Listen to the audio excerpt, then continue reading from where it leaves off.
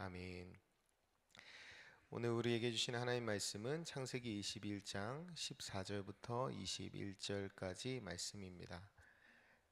창세기 21장 14절부터 21절까지 말씀입니다. 우리 14절부터 21절까지 말씀을 우리 하나님 경외하는 마음으로 함께 같이 천천히 읽겠습니다. 아브라함이 아침에 일찍이 일어나 떡과 물 한 가죽부대를 가져다가 하갈의 어깨에 메워주고 그 아이를 데리고 가게 하니 하갈이 나가서 브엘세바 광야에서 방황하더니 가죽부대에 물이 떨어진지라 그 자식을 관목덤불 아래에 두고 이르되 아이가 죽는 것을 참아 보지 못하겠다 하고 화살 한바탕 거리 떨어져 마주 앉아 바라보며 소리내어 우니 하나님이 그 어린아이의 소리를 들으셨으므로 하나님의 사자가 하늘에서부터 하갈을 불러 이르시되 하갈아 무슨 일이냐 두려워하지 말라 하나님이 저기 있는 아이의 소리를 들으셨나니 일어나 아이를 일으켜 내 손으로 붙들라 그가 큰 민족을 이루게 하리라 하시니라. 하나님이 하갈의 눈을 밝히셨으므로 샘물을 보고 가서 가죽 부대에 물을 채워다가 그 아이에게 마시게 하였더라. 하나님이 그 아이와 함께 계심에 그가 장성하여 광야에서 거주하며 활 쏘는 자가 되었더니 그가 바란 광야에 거주할 때에 그의 어머니가 그를 위하여 애굽 땅에서 아내를 주어 얻어 주었더라. 아멘.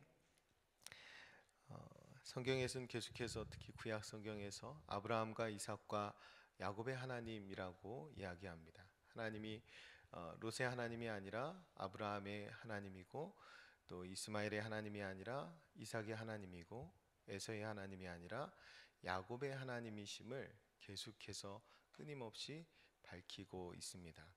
우리가 어제부터 그제부터 계속 살펴보고 있는 이삭에 대한 본문은 결국에는 사람의 방법과 하나님의 방법 사이에서 하나님의 방법을 택해야 함을 그것이 믿는 자의 걸음임을 드러내고 있는데 아브라함의 하나님, 이삭의 하나님, 야곱의 하나님의 뜻하는 바는 롯은 풍요로운 땅을 따라서 자기가 원하는 걸음을 걸어갔지만 아브라함은 하나님이 걸어가라고 하신 그 걸음을 걸어갑니다. 그래서 믿음의 조상이라고 이야기하는데 하나님의 주권을 인정하고 성부 하나님이 이끄시는 대로 육신의 아버지의 집을 떠나서 그 걸음을 걸어가는 것이 신앙인의 삶이에요. 이스마엘의 하나님이 아니고 에서의 하나님이라고 하신 말씀은 사람의 방법으로 태어난 아들이 아니라 하나님의 언약의 말씀 가운데 하나님의 약속 가운데 태어난 하나님의 방법으로 태어난 아이가 하나님의 그 구원의 역사를 이루어간다라는 말인데 결국에는 구원받은 우리가 예수 그리스도의 가치와 방식으로 따라 살아가야 함을 의미합니다. 야곱의 하나님이라고 의미하는 것은 에서의 하나님이 아니라 야곱의 하나님이시라는 거예요. 에서는 태어날 때부터 잘난 사람이었습니다. 야곱은 그렇지 않았고 그래서 야곱이 물론 옳지 못한 모습으로 살았던 과거의 모습은 있지만 그가 결국에는 하나님의 은혜 없이는 살 수 없는 존재라는 사실을 깨닫고 그가 끊임없이 하나님께 축복을 구하며 살아간 인생입니다. 우리가 그런 인생을 우리가 구원받은 이후에 성령 하나님의 도우심 없이는 하루도 살 수 없어서 그 하나님 앞에 기도하는 인생이 되는 것을 의미합니다. 그래서 아브라함의 하나님, 이삭의 하나님, 야곱의 하나님이라고 끊임없이 말씀하시는 것은 하나님의 주권을 인정하고 예수 그리스도의 방식을 따라 성령의 도우심을 구하며 그 삼위일체 하나님을 쫓아 살아가는 우리 모두를 의미하는 것이기도 합니다.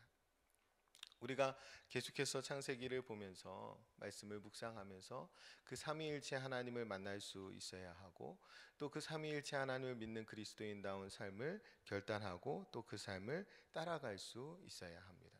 오늘 말씀에 보면 오늘 본문은 단순하게 말씀드리면 눈앞이 캄캄해진 하갈에게 찾아오셔서 그 눈을 밝히시는 하나님의 이야기입니다. 하갈이 왜 눈앞이 캄캄해졌냐면 집을 나가라고 했기 때문입니다.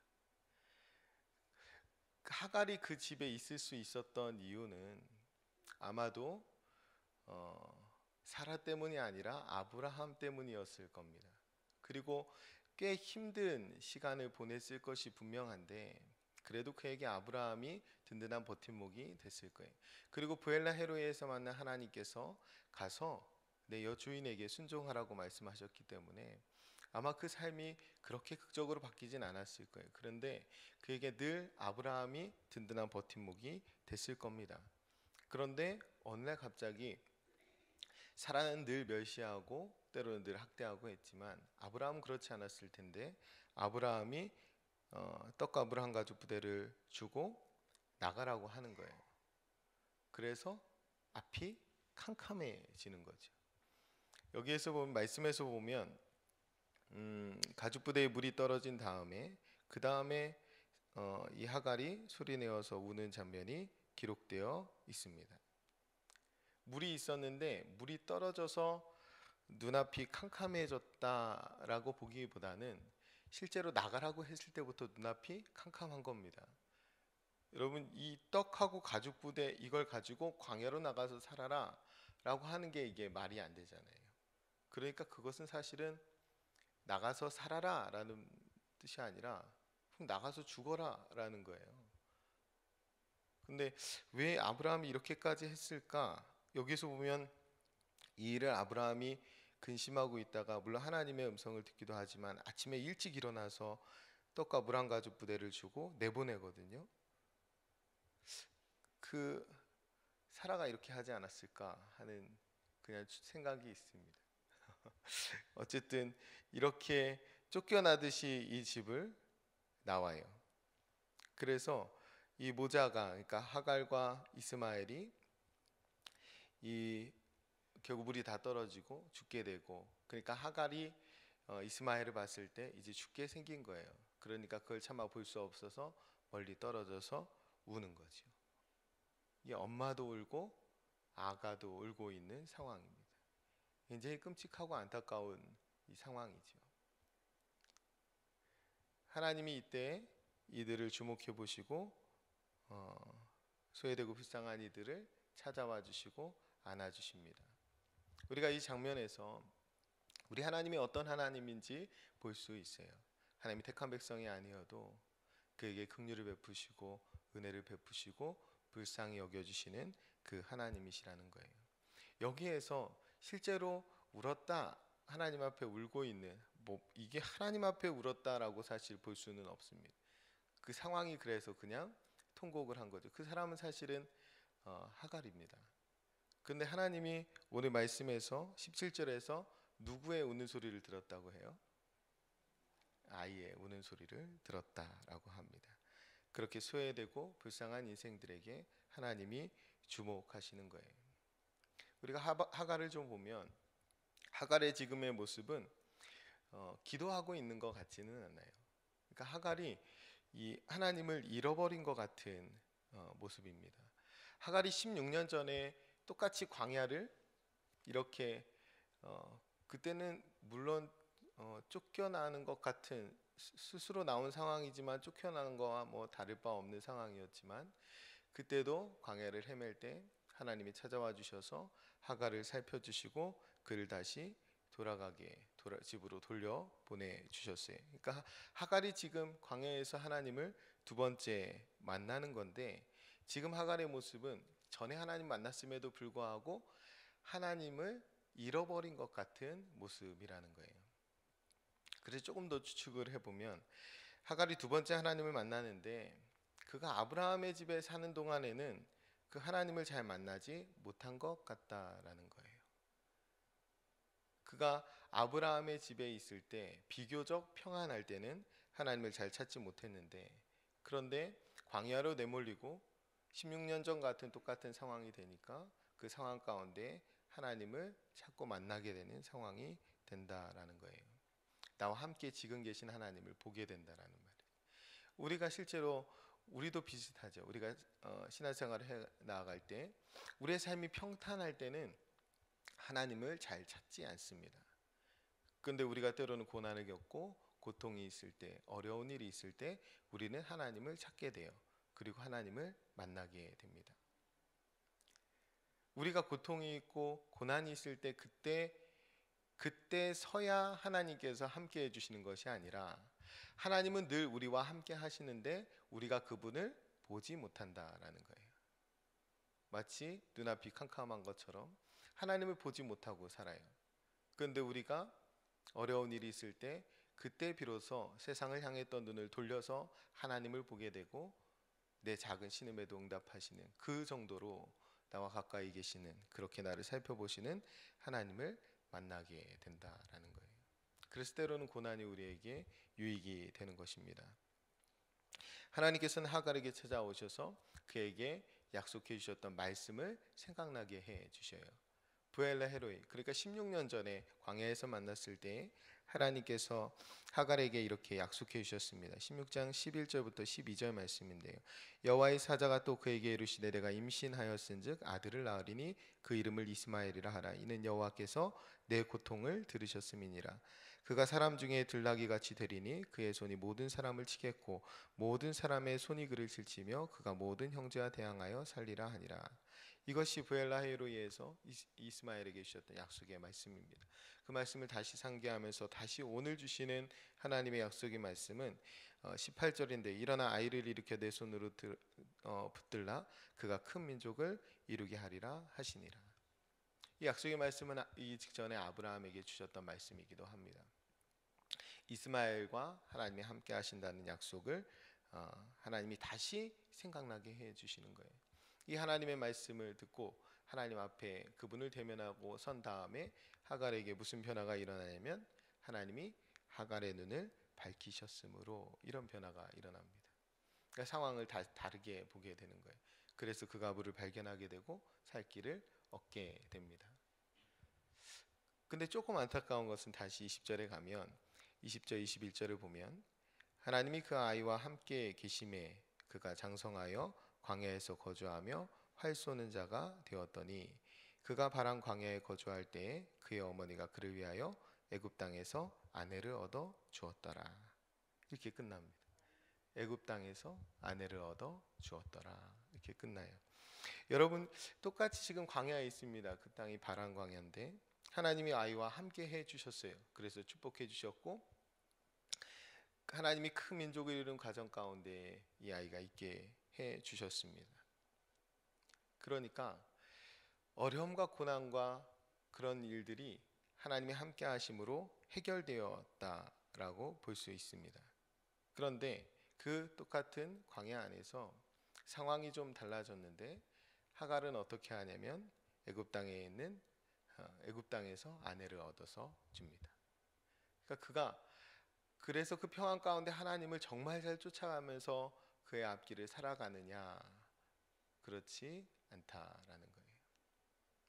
그가 아브라함의 집에 있는 동안에 괘씸하지 못하고 또 광야에서도 하나님의 음성을 들었음에도 불구하고 그가 하나님의 방식으로 성령의 도우심을 따라 살지 못한다라는 거예요.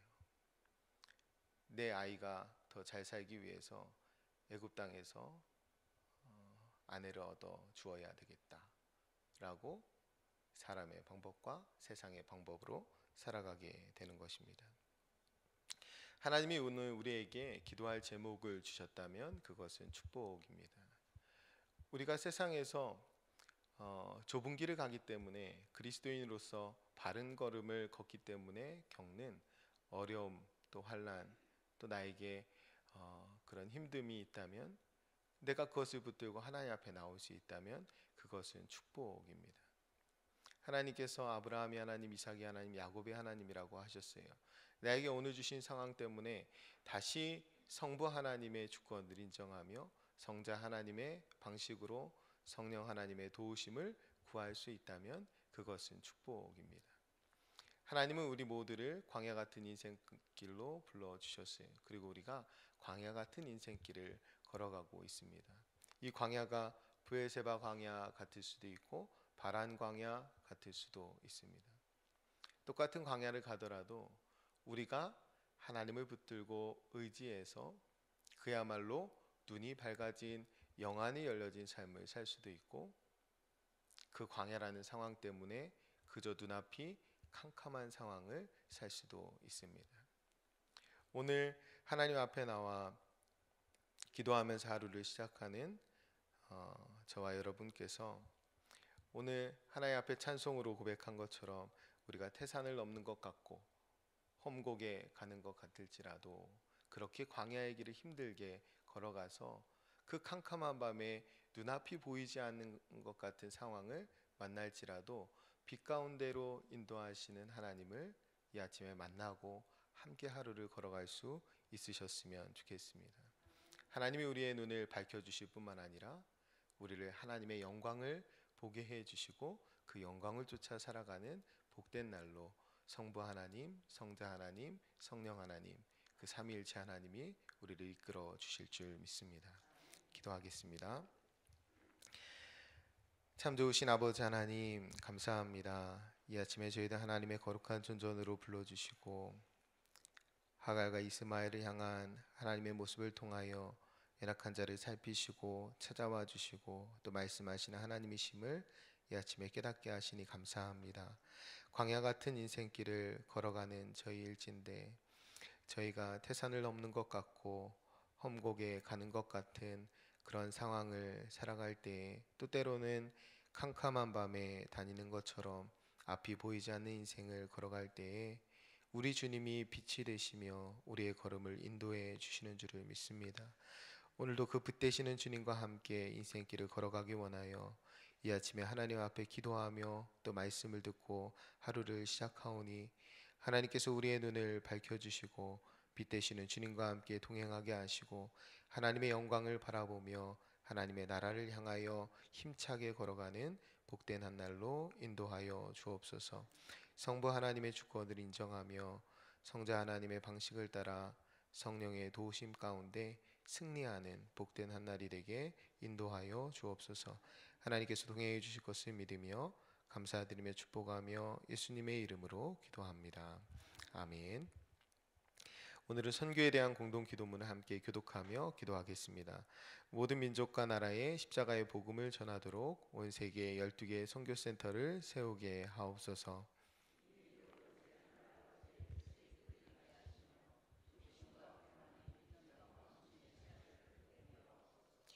성경에 기록된 약속대로 주님께서 다시 오실 때까지 이 아름다운 발걸음이 강물처럼 들불처럼 이어지게 하시고 주님 뜻이면 어디든 순종하며 나아가는 선교 공동체이게 하옵소서. 한 사람을 사랑하고 찾으시는 하늘 아버지의 마음이게 하옵소서. 아멘. 함께 주기도문 하시겠습니다.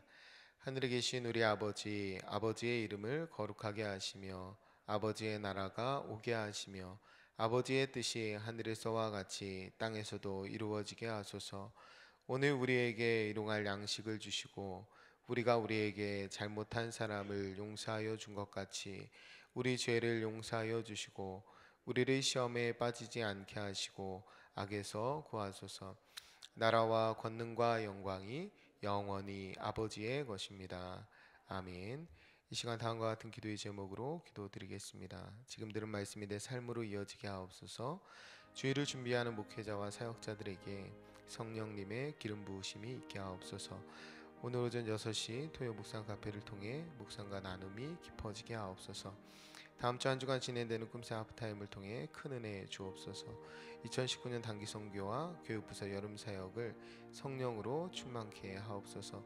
시애틀 로고스 라이프 교회를 선교 지향적인 건강한 교회로 세워 주옵소서.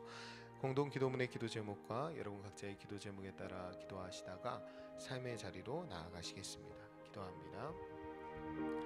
참 좋으신 아버지 하나님, 감사합니다. 하나님께서